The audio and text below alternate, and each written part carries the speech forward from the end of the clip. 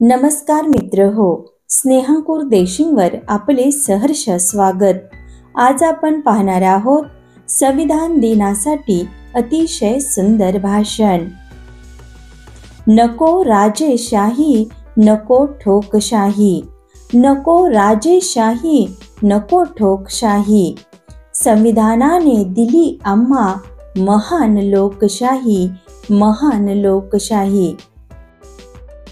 आदरणीय मुख्याध्यापक, शिक्षक वर्ग तसेच माझ्या प्रिय मित्र मैत्रिणींनो, प्रथम तुम्हा सर्वांना भारतीय संविधान दिनाच्या हार्दिक शुभेच्छा।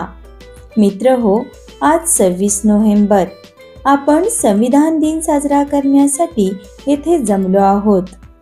हा दिवस प्रत्येक भारतीय नागरिकांसाठी अभिमानाचा दिवस आहे। कोणताही देश संविधानाशिवाय चालू शकत नाही।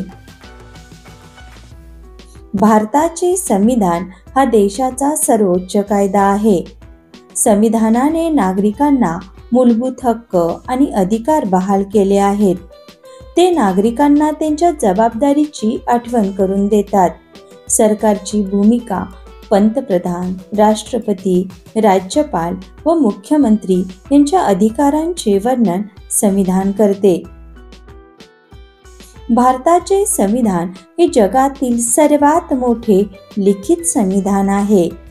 संविधान तयार करण्यासाठी 2 वर्षे 11 महिने व 18 दिवस लागले।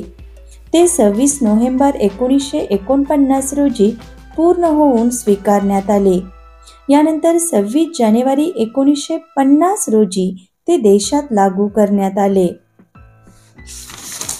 डॉक्टर बाबासाहेब आंबेडकर यांना भारतीय संविधानाचे शिल्पकार असे म्हणतात।